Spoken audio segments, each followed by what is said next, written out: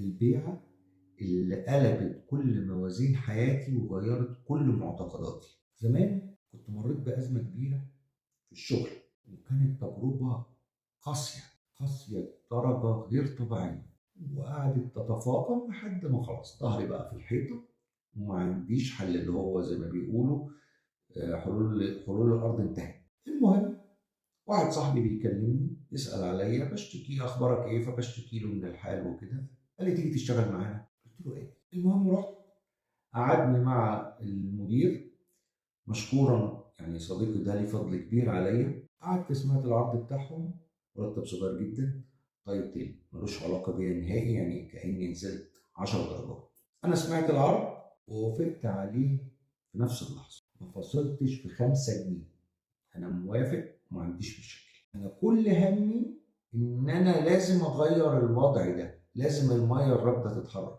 هنعمل إيه؟ قالوا لي تمام مبروك، بس أنت هتقعد شهر تتعلم، تقعد بقى تاخد المعلومات، مش هينفع ننزلك الملعب غير لما يبقى ملم بكل المعلومات، لأن كانت الشغلانة دي ديلات كبيرة.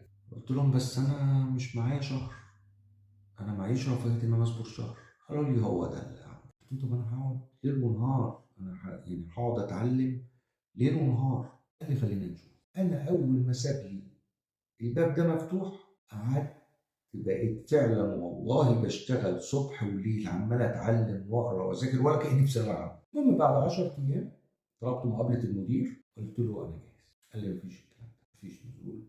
قلت له طيب انا بقول انا جاهز، واستاذنك انا هنزل الملعب، لو شفت مني تاثير انا هعتذر عن الشغل، مش عايز اي حاجه منه.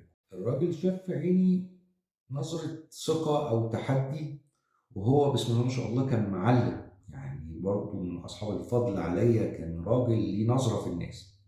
قال لي خلاص انا موافق. تاني يوم انا عملت كل حاجه ممكن تتعمل.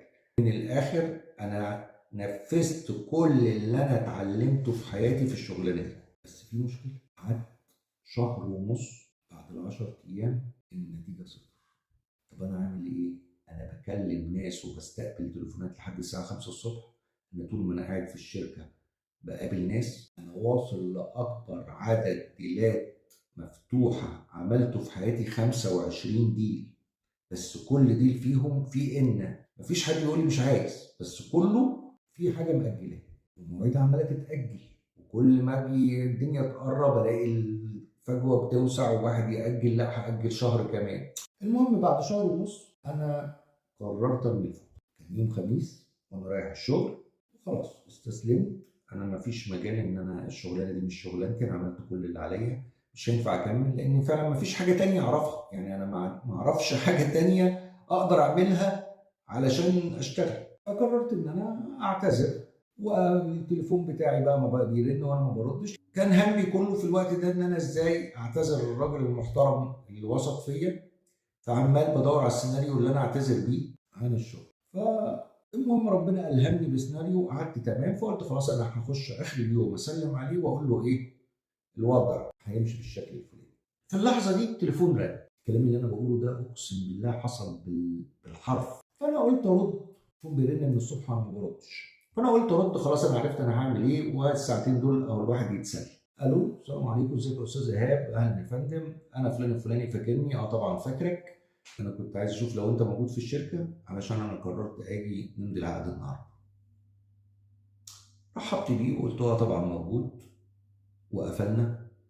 بس انا قاعد مش فاهم ايه اللي بيحصل ده. اللي بيحصل ده خيال، يعني بره المنطق. لو حد حكاهولي انا مش هصدق.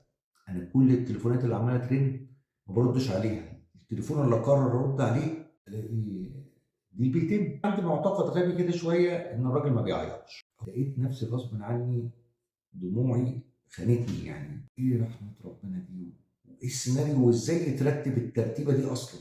المهم الراجل جه مضينا العقد، لقيت المدير خارج لي سلم عليا بحراره. بقول له يعني في الاخر ده ديل، يعني ما عملتش حتى ديل بروحين. قال لي انا كنت بقول لزمايلك او ايهاب وقولوا له ما يزهقش لانها جايه. ما رضيتش اقول له ساعتها ان انا كنت النهارده زهقت. المهم بعد ما مضينا الديل ده، انا عايز اقول لكم ان انا بعديها ما بعتش، انا كنت بعزف سيمفونيه بيع. انا وصلت ان انا بقابل ناس لحد الساعة 2 بالليل في المكتب، لدرجة إن في مرة جالي 5 عملاء مع بعض والميتنج عندي بيطول.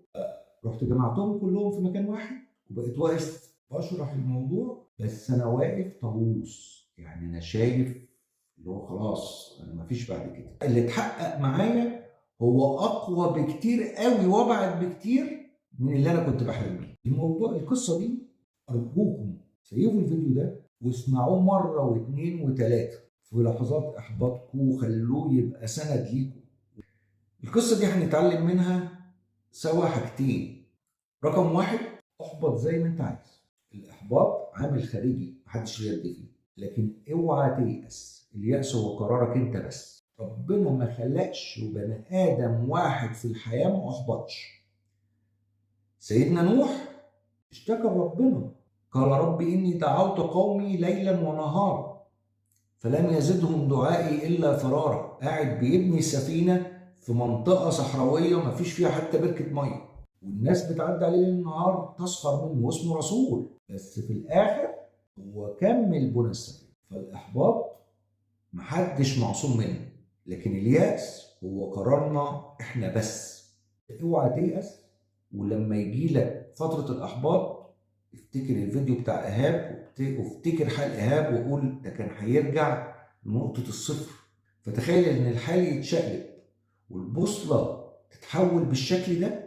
تاني درس من القصة دي، استمر في السعي حتى مع انعدام حتمية الوصول. يطلب مننا السعي والنتيجة عند ربنا، وده موضوع الفيديو الجاي. استمرار السعي حتى مع انعدام حتمية الوصول.